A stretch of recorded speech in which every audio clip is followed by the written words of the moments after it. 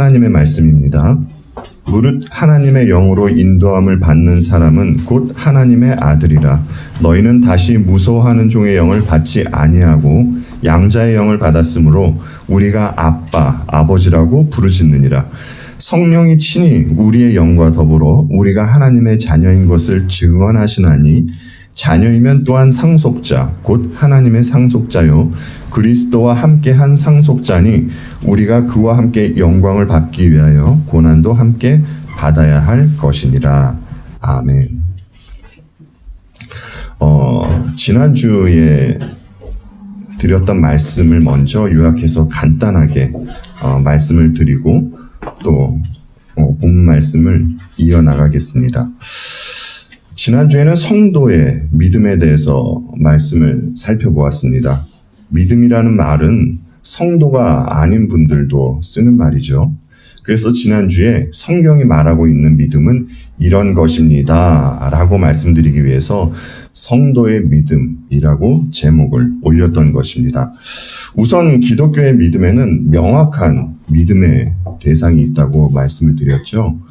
물론 우리 믿음의 대상은 예수 그리스도이십니다. 우리는 주님과 또 주께서 하신 일, 그리고 주께서 하신 모든 약속을 믿는 것이지요.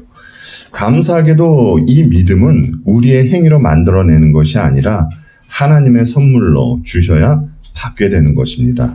그리고 이 믿음으로 우리는 주님으로부터 모든 축복을 전가받을 수 있게 된 것이고요. 그래서 우리는 죄사함을 받고 하나님께 의롭다 칭함을 받게 되었습니다. 가시적으로 보이지 않는 하나님을 신뢰할 수 있게 된 것이죠. 그리고 성경으로 말씀하여 주신 모든 약속이 반드시 성취될 것이라고 믿음으로 받아들이게 되었습니다. 생각해보면 우리의 구원을 위해서 하나님은 구원 사역의 일을 해주셨고 또 믿음도 선물로 주셨기 때문에 우리는 하나님 앞에서 그 어떠한 자기 의를 내세울 것이 없으며 또 조금이라도 내 자랑을 할 만한 것이 없는 것입니다. 그리고 우리는 매주마다 고백하는 사도신경을 믿음으로 받아들입니다. 사도신경에는 삼위일체 하나님과 교회에 대한 신앙 고백이죠. 만약 어떤 분께서 우리가 매주마다 신앙 고백하고 있는 사도신경의 어느 부분을 받아들이지 못하거나 거부한다면 다시 한번 찬찬히 성경을 상고해 보아야 할 것입니다. 여러분, 우리의 영생이 달린 문제입니다. 심각하게 생각해 보셔야 할 것입니다. 또한 믿음의 사람은 비록 광야와 같은 곳에서 힘든 일을 당한다 할지라도 그 자리에서 자녀다운 모습을 나타내려 한다라는 말씀도 드렸었죠.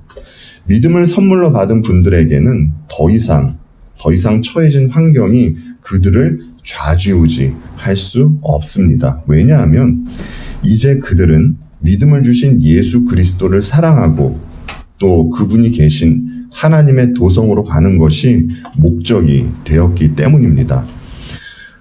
오늘은 하나님의 자녀가 된 성도에 대해서 말씀을 전하도록 하겠습니다.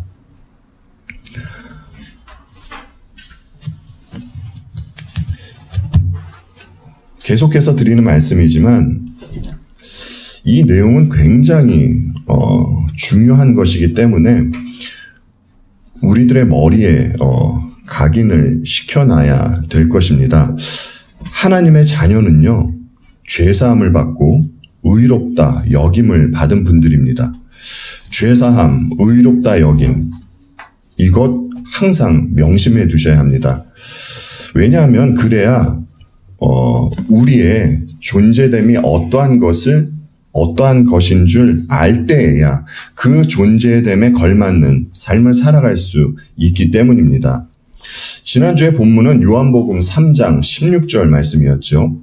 이 구절을 두고 어떤 이들은 이렇게 이야기를 하기도 합니다. 이것 봐라. 하나님께서 세상을 이처럼 사랑하신다고 하지 않느냐. 그러니까 결국 모든 사람들은 구원을 받을 것이다 라고 말입니다. 그런데 여러분, 성경은요, 절대 그렇게 말하고 있지 않습니다.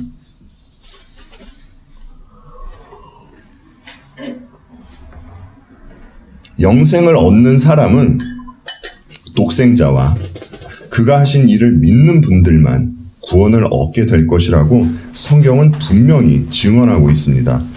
이렇게 성경이 말하고 있는 구원을 묵상하고 묵상할수록 놀랍다라는 것이 느껴집니다.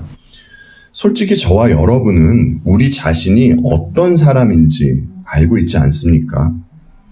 여러분, 우리가 남보다 뭐 더 나은 그러한 점이 있어서 주님을 믿게 된 것입니까? 그렇지 않죠. 우리의 자신을 보면 정말 하루에도 죄에 대한 생각을 얼마나 많이 하면서 지냈는지 모릅니다. 우리는 하나님 앞에서 죄인이라는 것을 인정하지 않을 수 없죠. 그럼에도 불구하고 하나님은 우리를 불쌍히 여겨주셔서 성자께서 하신 일로 말미암아 저와 여러분의 죄를 사해 주셨습니다. 진짜 너무나 감사한 일이 아닐 수 없습니다. 우리의 끔찍한 죄 문제를 여러분 어디에서 해결받을 수 있겠습니까?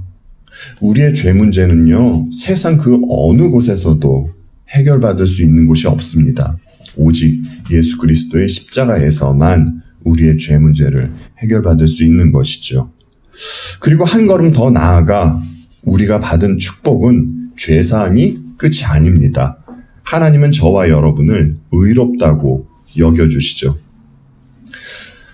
여러분들이 이 말씀을 자주 들어서 이 의미에 대해서 아신다고 생각할지 모르지만 그런데 모르고 계신 분들도 꽤 있는 것 같습니다. 여러분, 이 말은요, 하나님은 우리를 보시기에 매 순간마다입니다.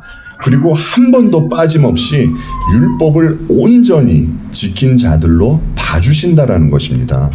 여러분, 이 사항도 한번 곰곰이 묵상해 보시기 바랍니다. 살인마 이춘재와 같은 사람이라 할지라도 만약 진심으로 그가 회개하고 주님을 믿는다면 하나님은 간디나 테레사 수녀와는 비교도 되지 않을 만큼 그를 의롭다고 여겨주시는 것입니다. 왜냐하면 믿음의 자녀들은 주님의 의로 옷 입었기 때문입니다. 정말 생각하기 싫은 끔찍한 죄를 지은 죄인에게 아니다, 이제 너희는 의롭다 라고 그렇게 하나님께서 선언해 주시는 것입니다.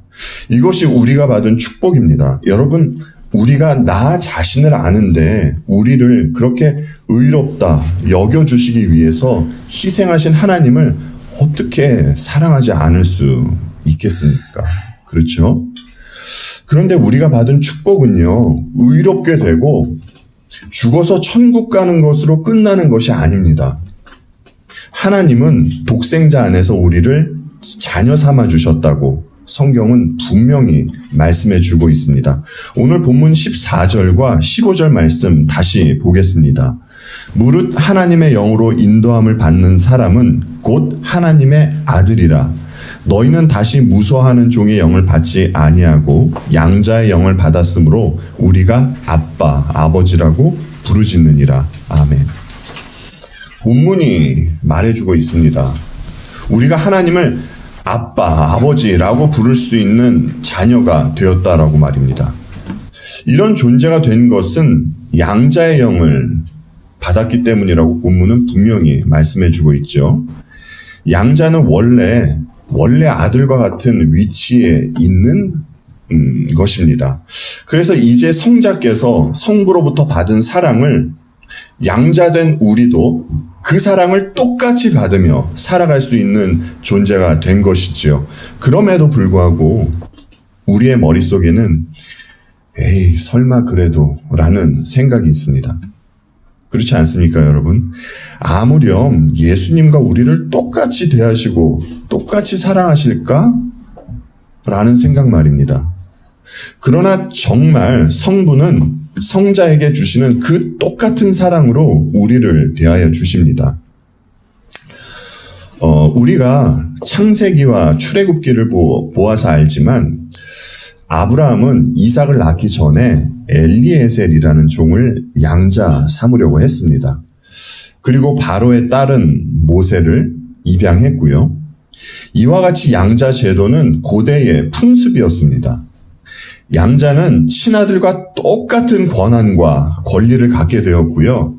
입양해 주신 부모님으로부터 재산을 상속받기도 했습니다.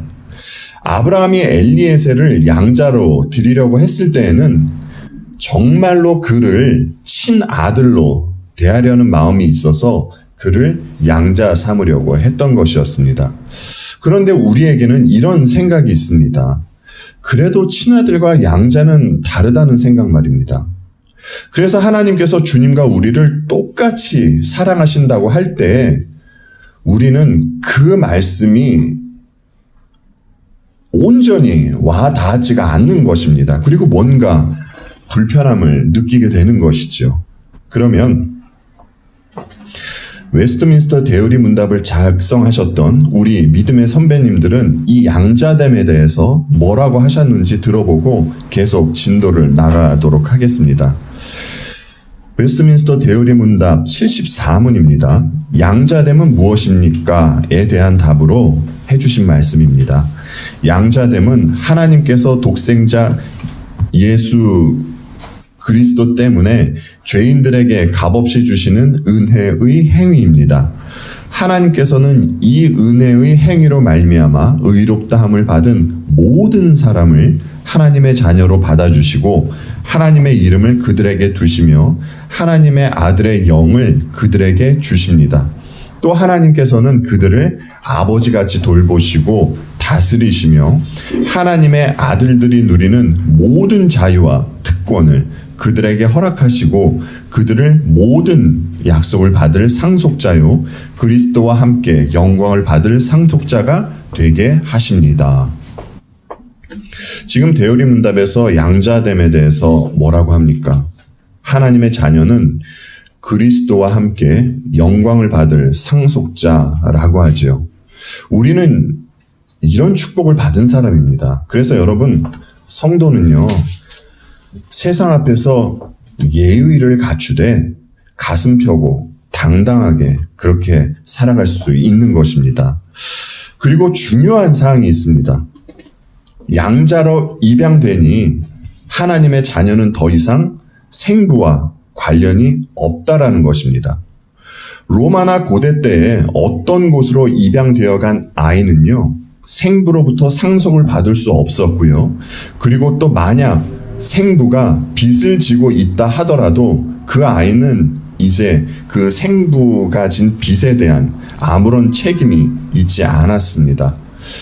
그러니까 입양된 아이는 생부와 모든 관계가 끊어진 것이지요. 생부로부터 죽은 것이나 다름이 없는 것입니다. 그러면 여러분, 우리가 이 부분을 한번 생각해 보았으면 합니다. 우리가 하나님의 양자가 되었다라는 것은 우리의 원래 자리가 있었다라는 것이었겠죠. 그리고 생부가 있었다는 것입니다. 그러면 여러분, 우리의 원래 자리, 그리고 원래 우리의 생부는 누구였습니까? 주님은 요한복음 8장 44절로 45절에서 이런 말씀을 해주십니다. 너희는 너희 아비 마귀에게서 났으니 너희 아비의 욕심대로 너희도 행하고자 하느니라. 그는 처음부터 살인한 자요 진리가 그 속에 없으므로 진리에 서지 못하고 거짓을 말할 때마다 제 것으로 말하나니 이는 그가 거짓말쟁이요 거짓의 아비가 되었음이라. 내가 진리를 말함으로 너희가 나를 믿지 아니하는도다. 아멘. 주님은 온유하고 겸손하심에도 불구하고 진리 앞에서는 이렇게 직설적으로 말씀을 하셨습니다. 사람은 누구의 자녀로 난다고 주께서 말씀을 해주십니까? 마귀의 자녀로 난다고 하시죠. 육신으로는 우리가 어떤 부모님의 아들, 어떤 부모님의 딸로 태어나지만 영적으로는요, 모두 예외 없이 모두 마귀의 자녀로 태어난다라는 것입니다. 그래서 당시에 주께서 전하신 이 말씀을 들었음에도 사람들이 어떠한 반응을 나타냈습니까? 진리를 말씀하시기 때문에, 우리 주님께서 진리를 말씀하시기 때문에 마귀에게 난 사람들은 예수님을 믿지 않는 반응을 나타냈었죠. 주님을 믿지 않는 이유가 진리를 말씀하셨기 때문이라고 합니다. 사도 바울은 이와 비슷한 말을 뒤집어서 말씀을 해주셨죠. 주님을 떠나 다른 복음을 따르는 것을 이상하게 여긴다고 말입니다. 그러니까 거듭나지 못한 사람은 진리가 전해졌을 때는 떠나고 거짓 진리를 따르게 된다라는 것이죠. 왜냐하면 십자가 복음은 사람들에게 언제나 거리끼는 것으로 여겨지기 때문입니다. 이러한 이유 때문에 거듭난 사람만이 진리를 받아들일 수 있는 것입니다. 우리가 있던 처음 자리에서는 진리를 들어도 그것이 진리로 다가오지 않았던 것이죠. 차치하고요. 그렇다면 오늘날은 어디에 진리의 말씀이 있습니까? 지금 우리 주님 예수 그리스도는 하나님 우편에 앉아 계시는데, 그러면 지금은 진리의 말씀이 어디에 있습니까? 우리가 날마다 보고 상고하는 성경에 있습니다. 우리가 알고 있듯이 성경은 예수 그리스도를 나타내고 증거하는 책입니다. 하지만 성경의 말씀이 전해져도 사람들은 예수님을 믿으려 하지 않습니다. 그리고 주께서 어떻게 우리들에게 은혜를 베풀어 주셨는지 그것을 보려 하지 않습니다. 주님을 믿으려 하지 않고 오히려 이 책 안에서 복받는 비결을 찾아내려고 하지요. 예전에 우리가 배웠습니다. 세상에는요, 두 부류의 사람밖에는 없다고 말입니다. 한 부류는 하나님의 자녀이고 또 다른 부류는 마귀의 자녀라고 배웠었지요. 신앙에 있어서는 회색 지대란 있을 수 없습니다. 저와 여러분도 예외가 아닙니다. 주님을 믿기 전에 우리 모두는 마귀의 자녀로서 저주의 자리에 있었던 것이었습니다. 그러나 이제는 우리 주님 예수 그리스도를 믿음으로 말미암아 이제는 저주와는 전혀 상관이 없는 그런 복된 존재가 된 것입니다. 그리고 이제는 하나님으로부터 진노의 대상이 아니라 사랑의 대상인 자녀의 신분으로 살게 된 것이지요. 지금 여기서 저는 여러분들께 질문을 하나 드려보겠습니다. 세상에는 기독교인이 아니어도 우리가 보기에 참으로 선하고 훌륭하신 분들이 있습니다. 남을 위해 희생하시고 또 자신의 몸을 내어주시는 분들이 있죠. 참으로 감사하고 참 너무나 고마운 분들입니다. 여러분, 우리가 예수를 믿는다고 해서 이러한 분들을 절대 비하해서는 안 될 것입니다. 그런데 자기 희생과 헌신의 삶을 산다고 해서 과연 이분들이 사람의 기준이 아닌 하나님의 눈으로 하나님 앞에서 의롭다는 칭찬을 듣고 귀한 존재로 여김을 받을 수 있겠습니까? 여러분, 이에 대해서 어떻게 생각을 하십니까? 우리 원론적인 것을 한번 생각해 보았으면 합니다. 여러분, 죄가 무엇입니까? 남을 속이고 살인하고 간음하고 사기치고 죄죠. 이런 것도 죄입니다. 그런데 죄라는 것은요, 하나님 없이 하는 모든 것이 죄입니다. 그렇지 않습니까? 그리고 자기 의를 위해서 하나님의 뜻과는 상관없이 하는 모든 것이 죄입니다. 지난번에 우리가 보았지만 그 소요리 문답 1번을 바꾸어서 한번 생각을 해보면 하나님을 기뻐하지도 않고 하나님께 영광 돌리지 않는 모든 것이 죄라는 것입니다. 여러분, 이 눈으로 우리 자신과 세상을 보시면 지금 세상에 얼마나 죄로 물들어 있는지 보이실 것입니다. 세상은 절대 하나님을 기뻐하지도 않고요. 하나님께 영광 돌리지도 않습니다. 세상이 만들어낸 우상을 섬기라고 독려하지요. 우리들이 너무나 잘 알고 있는 그 창세기에 나와 있는 바벨탑 사건에는 이런 말씀이 기록되어 있습니다. 창세기 11장 4절 말씀 함께 보겠습니다. 그들은 또 말하였다. 자, 도시를 세우고 그 안에 탑을 쌓고서 탑 꼭대기가 하늘에 닿게 하여 우리의 이름을 날리고 온 땅 위에 흩어지지 않게 하자. 여러분, 바벨탑을 쌓으려는 사람들이 보였던 모습이 어떤 모습이었습니까? 이들이 누군가를 협박하고 살인하고 사기치고 하는 모습을 보였습니까? 그들이 한 일이라고는 탑을 쌓은 것뿐입니다. 하지만 그들이 탑을 쌓은 이유는 자신들의 이름을 전파하기 위한 것이었습니다. 그리고 무엇보다 그들은 하나님의 뜻은 뒤로하고 한 곳에 모여서 자신들의 뜻을 이루려는 모습을 보였던 것이죠. 이 모습은 하나님 없이도 잘 살 수 있다라는 것을 보여주려고 했던 교만한 인간의 모습입니다. 이들의 목적은 내 기쁨과 내 영광이었습니다. 이것이 죄악된 인간의 모습 아닙니까, 여러분? 그리고 지금 이 세상의 모습이기도 하지요. 그러면 다시 돌아가서 하나님 없이 자기 희생과 헌신을 나타내는 분들을 우리는 과연 어떠한 눈으로 바라보아야 하겠습니까? 신자는 아니지만 그래도 선행을 하시니까 어떤 중간지대에 있는 분들로 보아야 할까요? 절대 아닙니다, 여러분. 성경은요, 두 부류의 사람들만 있다고 분명히 말씀하고 있습니다. 우리는 이분들의 선행에 감사를 표하고 또 고마워해야 합니다. 그리고 동시에 이분들을 위해서 기도해야 합니다.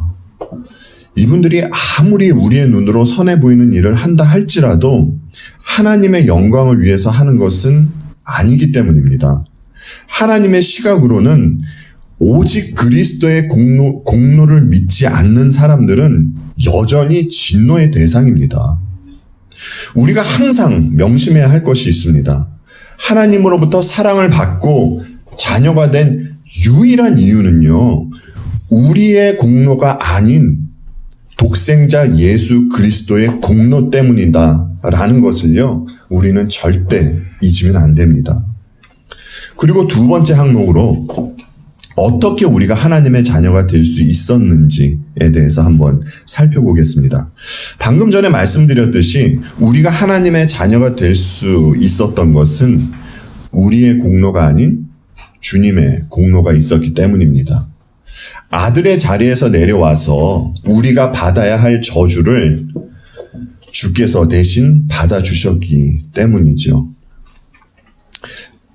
마태복음 26장 39절과 27장 46절 말씀을 함께 보겠습니다. 조금 나아가사 얼굴을 땅에 대시고 엎드려 기도하여 이르시되 내 아버지여 만일 할만하시거든 이 잔을 내게서 지나가게 하옵소서. 그러나 나의 원대로 마시옵고 아버지의 원대로 하옵소서 하시고, 주께서 드린 기도지요. 그리고 27장 46절 말씀 보겠습니다. 제구시쯤에 예수께서 크게 소리질러 이르시되 엘리 엘리 라마 사박다니 하시니 이는 곧 나의 하나님 어찌하여 나를 버리셨나이까 하는 뜻이라. 창세 전부터 아버지의 사랑을 받으시던 성자께서 저와 여러분의 구원을 위해서 친히 십자가에서 절규하시는 장면입니다. 주께서 가장 괴로우셨던 것은 육신의 괴로움이 아니었습니다. 영원 전부터 언제나 당신을 사랑하시던 아버지께서 이제는 사랑의 대상이 아닌 심판주가 되신다라는 것이 주님의 마음을 너무나 아프게 했던 것이지요. 다른 말로 하면 아버지와 아들의 관계가 끊어지는 것을 주님은 가장 괴로워하셨던 것입니다. 그럼에도 불구하고 주님은 우리를 위해서 친히 아들의 자리를 포기하시고 그 십자가 저주의 자리로 가셨던 것입니다. 이렇게 주께서 아들의 자리를 포기하셨기 때문에 저와 여러분이 하나님의 자녀가 될 수 있게 된 것입니다. 그리고 우리가 자녀가 되기 위해서는 또 반드시 거쳐야 하는 과정이 있습니다.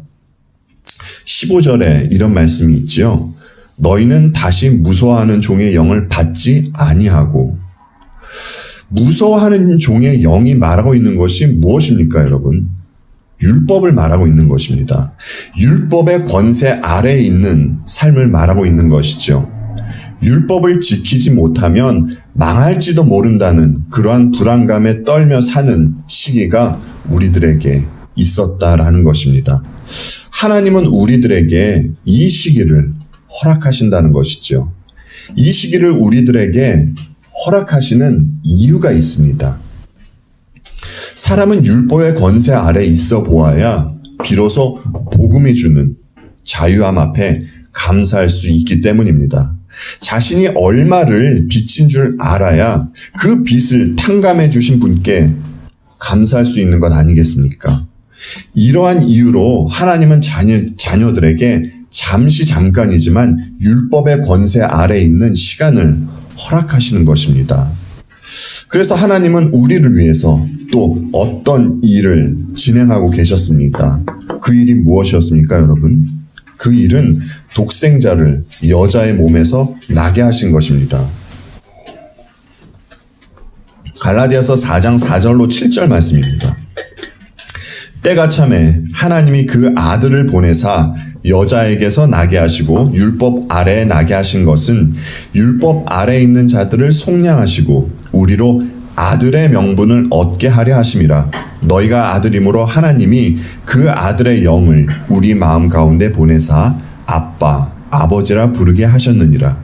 그러므로 내가 이후로는 종이 아니요 아들이니 아들이면 하나님으로 말미암아 유업을 받을 자니라. 아멘.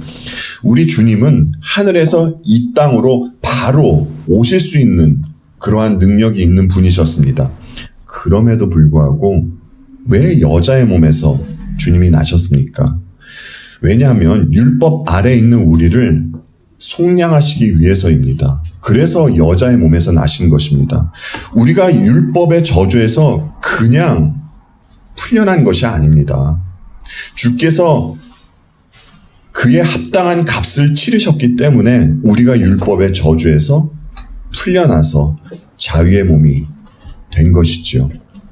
그래서 이제 우리는 더 이상 하나님으로부터 정죄받지 않는 그러한 존재가 된 것입니다. 주님 안에 있는 생명의 성령의 법이 죄와 사망의 법에서 우리를 해방해 주셨기 때문입니다. 그런데 아직까지 우리 안에는 율법을 지켜야만, 이 율법을 잘 지켜야만 자녀의 신분이 유지될 것 같다라는 그러한 거짓된 생각이 올라올 때가 있습니다. 여러분, 이것은 굉장히 위험하고요, 마귀가 주는 생각입니다. 우리는 자녀이기 때문에 언제나 항상 기쁜 마음으로 율법을 지키는 것이지, 그리고 행여 율법을 지키지 못하더라도 아버지 죄송합니다, 예수 그리스도의 십자가 의지에서 다시 또 아버지 뜻을 따르겠습니다 라고 하는 것이지, 율법을 지켜서 자녀가 되려는 것은 아닙니다. 여러분, 우리가 자녀를 키워봐서 알지 않습니까? 자녀는요, 존재 자체로 너무나 예쁘고요, 사랑의 대상입니다. 부모를 기쁘게 하는 자녀와 또 속 썩이는 자녀만 있을 뿐이지 자녀는 자녀입니다. 그리고 속을 썩이는 자녀라 할지라도 부모의 눈에는 그 자녀는 너무나 사랑스러운 자녀입니다. 부모의 말을 잘 들으면 계속 자녀로 삼아주고, 또 말을 듣지 않으면 집에서 쫓아내는 그러한 부모는 없습니다. 부모는 자녀가 잘 되면 누구보다 기뻐하고, 또 자녀가 그랬던 행동을 하면 누구보다 마음 아파합니다. 여러분, 이 모습이 집 나간 아들을 기다리는 아버지 모습이 아닙니까? 그래서 하나님의 자녀들은 정죄를 받지는 않지만요, 절대 하나님의 자녀는 정죄받지 않습니다. 정죄를 받지는 않지만 이런저런 이유로 힘들고 어려운 일을 당하게 되는데요. 이 땅의 삶을 살아가면서요, 두 가지만 말씀을 드리겠습니다. 우선은 하나님께서 자녀를 징계하시기 때문에 힘든 일을 겪게 됩니다. 성경은 이 또한 하나님의 사랑에 기인한 것이다 라고 말하고 있습니다. 히브리서 12장 6절로 8절 말씀입니다. 주께서 그 사랑하시는 자를 징계하시고 그가 받아들이시는 아들마다 채찍질 하심이라 하셨으니 너희가 참음은 징계를 받기 위함이라. 하나님이 아들과 같이 너희를 대우하시나니 어찌 아버지가 징계하지 않는 아들이 있으리요? 징계는 다 받는 것이거늘 너희에게 없으면 사생자요 친아들이 아니니라. 하나님께서 누구를 징계하신다고 하십니까? 사랑하는 자를 징계하신다고 하시죠. 하나님께서 우리의 아버지가 되신 이상 우리는 반드시 이 땅에서 징계를 받게 되어 있습니다. 징계 받을 때, 채찍에 맞을 때 얼마나 쓰리고 아프겠습니까? 하지만 이것이 아버지의 사랑으로 인한 것이라고 성경은 우리들에게 분명히 말씀을 해주고 있습니다. 지난주에 말씀드렸었죠. 여러분이 힘든 일을 당하시는 것은 믿음이 없기 때문이 아니라 오히려 믿음이 있기 때문이라고 말입니다. 이와 같이 자녀가 아니라서 힘든 일을 겪게 되는 것이 아니라 우리는 하나님의 자녀이기 때문에 이 땅 가운데에서 힘든 일을 겪게 되는 것입니다. 자녀들이 힘든 일을 겪는 두 번째 이유입니다. 본문 17절 말씀이죠. 이렇게 보겠습니다. 자녀이면 또한 상속자 곧 하나님의 상속자요 그리스도와 함께한 상속자니 우리가 그와 함께 영광을 받기 위하여 고난도 함께 받아야 할 것이니라. 아멘. 하나님의 자녀들은 주님과 함께 영광을 받기 위해서 고난도 함께 받아야 한다고 합니다. 자녀들이 겪는 고난 자체가 그 고난 자체가 구원받게 하는 것은 절대 아닙니다, 여러분. 하지만 구원받은 자녀이기 때문에 이런저런 고난을 받게 될 것이라고 성경은 미리 우리들에게 말해주고 있는 것입니다. 이것에 대해서는 성경의 인물들과 교회사에서 나타난 우리 믿음의 선배들 보면 잘 알 수 있죠. 이들은 늘 영적인 싸움 가운데 있었고요. 또 항상 세상과 언제든지 타협할 수도 있는 상황 가운데 있었습니다. 하지만 이들은 세상이 아닌 예수 그리스도를 선택했기 때문에 수없이 많은 고난을 당했던 것이었죠. 하나님께서 만약에 자녀들에게 이렇게 말씀하셨다면 우리가 힘들지 않았을 것입니다. 예를 들면요. 너희들은 절대 남들에게 지지 말고 남들을 밟고 올라서라. 너희가 가진 것은 절대 빼앗기지 말고 경쟁에서는 반드시 승리하거라. 만약 이렇게 말씀하셨다면 우리들이 그렇게 힘들지는 않았을 것입니다. 그런데 아버지께서 자녀들에게 어떻게 말씀을 하십니까? 남에게 져줘라. 속이면 알고도 속아줘라. 겉옷을 달라 하면 속옷까지 주거라. 왼뺨을 때리면 오른뺨도 내주거라. 여러분, 이래서 우리가 힘든 것 아닙니까? 이 땅에서는 당하고 지는 모습으로 있으라는 말씀입니다. 그래서 때때로 이런 상황이 또 우리들에게 벌어지게 되는 것이고요. 그래서 어찌 보면 하나님의 자녀들은 이 땅에서 이중고를 당하고 있는 것과 마찬가지입니다. 그러나 여러분께 정말 다시 말씀드립니다. 징계이든 또 영광을 받기 위한 고난이든 이 모든 것은 우리가 하나님의 자녀이기 때문에 겪게 되는 필연적인 일입니다. 사실 여러분, 그리고 우리가 영적으로 자라나고 성숙해지려면 반드시 이 고난의 과정을 거쳐야 영적으로 우리가 자라나고 성숙해질 수 있습니다. 그러면 이제 세 번째 사항으로요. 하나님의 자녀가 누리는 특권에 대해서 한번 살펴보겠습니다. 자녀가 누리는 특권이 얼마나 많겠습니까? 하나님의 자녀인데요. 그렇죠? 그런데 아까 말씀드렸듯이 죄사함도 있고 또 의로운 신분이 된 것도 있고 수없이 많습니다만 그중 몇 가지만 말씀을 드리겠습니다. 오늘 본문 15절에서 이렇게 말씀을 해주셨는데 먼저 우리들이 받는 특권은요. 하나님의 자녀들은 양자의 영을 받는다라는 것입니다. 양자의 영은 어떤 영입니까? 양자의 영은 그리스도의 영을 말하고 있는 것이죠. 그래서 자녀들은 눈에 보이지 않지만 언제나 주님과 한 몸을 이루어 살아갈 수 있게 된 것입니다. 이 말은 자녀들이 언제나 어느 곳에 있든지 늘 주님과 함께 할 수 있다라는 것입니다. 징계를 받을 때도 주님과 함께 있는 것이고요. 영광을 위한 고난을 받을 때도 우리 주님과 함께 있는 것입니다. 그리고 15절에서 또 뭐라고 말씀하십니까? 아빠, 아버지라고 부르짖느니라 라고 말씀이 기록되어 있죠. 천지를 창조하신 아버지는 이제 자녀들에게 두려움의 대상이 아닌 사랑의 대상으로 바뀌었습니다. 그래서 하나님을 부를 때 가장 친밀한 관계에서 부를 수 있는 아빠, 아버지라 부를 수 있는 특권을 우리들이 누리게 된 것입니다.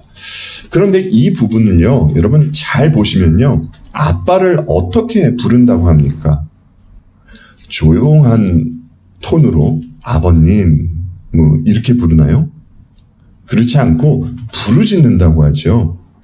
이제 우리는 기도로 언제든지 아버지를 만나 배울 수 있을 뿐만이 아니라 위급한 상황 속에서도 아빠 하고 그렇게 부르짖을 수 있는 특권이 우리들에게 주어졌다라는 것입니다. 왜냐하면 그만큼 우리는 하나님과 친밀한 관계가 되었기 때문에 하나님께 아빠라고 부르짖을 수 있게 된 것입니다. 여러분 친밀하지도 않은데 어떻게 그분을 향해서 우리가 아빠라면서 부르짖을 수 있겠습니까? 그렇죠? 그리고 사실 어떻게 보면 아버지로부터 징계받는 것도 굉장한 특권입니다. 우리가 힘이 들어서 그렇죠. 그리고 본문 17절에서 어떤 말씀을 하십니까? 자녀이면 또한 상속자, 곧 하나님의 상속자요 그리스도와 함께한 상속자니 라고 하시죠. 그러면 주님과 함께 우리는 무엇을 상속받습니까? 유대인들은 여호와로부터 땅을 받을 것이라는 믿음을 가지고 살았습니다. 여러분 이 땅이 어떤 땅이었습니까? 젖과 꿀이 흐르는 땅, 가나안 땅이었죠. 이것은 모형으로 말씀해 주신 것이고요. 우리는 주님과 함께 하나님 나라를 상속받는 특권을 누리게 된 것입니다. 그래서 자녀들은 가야 할 곳이 있기 때문에 반드시 가야 할 곳이 있기 때문에 이 땅에 내 성을 쌓으려 하지 않는 것입니다. 그리고 하나님 아버지의 보호하심과 인도하심을 받으며 살아갈 수 있는 특권을 누리게 되었습니다. 여러분 한번 생각해 보십시오. 우리가 하나님 앞에서 어떤 선한 일을 하고 또 가치 있는 공로를 세웠기에 지금까지 말씀드렸던 이러한 특권을 누릴 수 있습니까? 우리가 한 것이라고는 정말 하나님 앞에서 죄 지은 것밖에는 없는데 말입니다. 그럼에도 불구하고 하나님께서 우리들에게 사랑과 은혜를 베풀어 주셔서 우리는 자녀로서 이런 특권을 누릴 수 있는 존재가 된 것입니다. 그렇다면 우리는 이 감사의 고백과 함께 하나님께 어떤 반응을 나타내야 하겠습니까? 잠언 4절로 1장 9절 말씀 보겠습니다. 좀 길지만요. 여러분 함께 보겠습니다. 잠언 4장 1절로 9절 말씀입니다.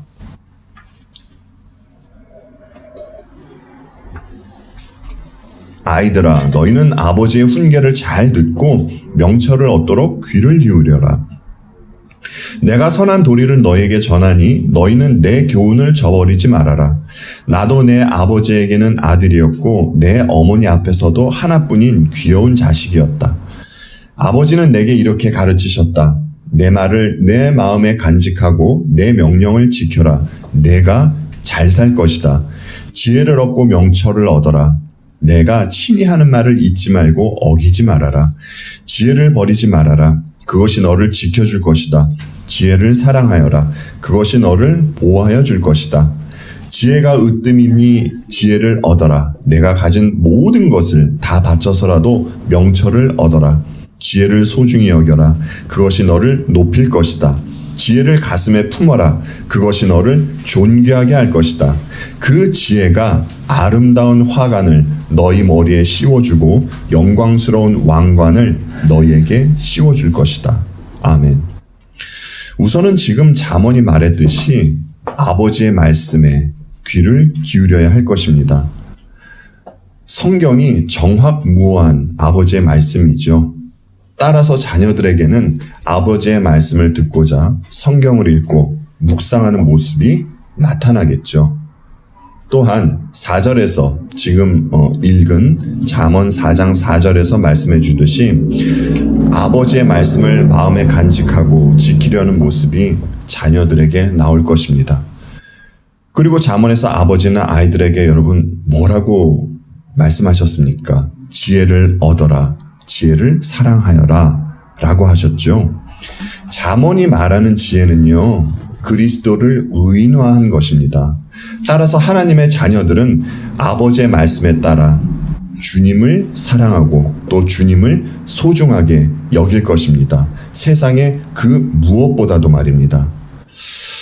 저는 여러분이 과거에 어떤 삶을 살았는지 모릅니다. 하지만 분명하게 아는 사실이 있습니다.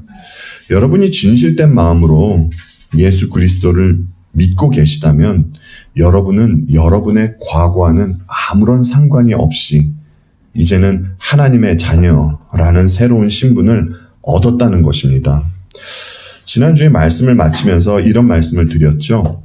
믿음의 사람은 하나님의 사랑에 반응을 하고 선물로 믿음을 주신 분을 사랑하게 된다라고 말입니다.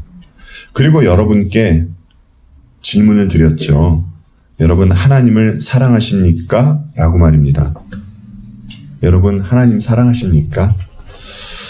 자녀들이 성숙해져 간다라는 것은 부모님의 마음을 헤아린다라는 것입니다. 어른이 되어간다라는 것이죠. 우리가 아버지를 사랑하면 우리가 늘 고백하듯이 정말 아버지를 사랑하면 아버지의 마음을 헤아리게 될 것입니다. 그리고 아버지께서 원하는 것을 하려고 하겠죠. 여러분, 아버지께서 자녀들에게 무엇을 원하실까요? 우리 하늘 아버지께서 우리들에게 도대체 무엇을 원하시겠습니까? 아버지께서 우리들에게 원하시는 것은 그리스도 안에서 한 형제 자매된 분들을 서로 사랑하는 것입니다. 아버지는 이것을 원하시는 것입니다. 이런 말을 들으면 우리는 예수님이 보이셨던 그 완전한 사랑을 생각하게 됩니다. 그리고 나는 사랑을 못하는데 라고 하면서 한 발을 뒤로 빼게 됩니다. 그런데 여러분, 우선은요, 우리가 할 수 있는 것을 하면 됩니다. 하나하나 해가면 됩니다. 형제 자매에게 관심을 갖는 일, 그리고 소리 없이 그를 위해서 기도하는 일, 그리고 형제 자매를 반가워하고 또 그들을 격려하는 일, 상대방을 친밀하게 대하는 일. 여러분, 이런 일들 우리가 주님 안에서 충분히 할 수 있는 일 아닙니까? 이런 것부터 먼저 하시면 됩니다. 그리스도 안에서 새 생명을 얻은 우리 형제자매 여러분, 서로를 아끼고 또 서로를 사랑하는 것으로 아버지의 자녀됨을 나타내 보이면 어떻겠습니까? 주님의 피 흘리심이 있었기 때문에 저와 여러분이 하나님의 자녀가 될 수 있었습니다.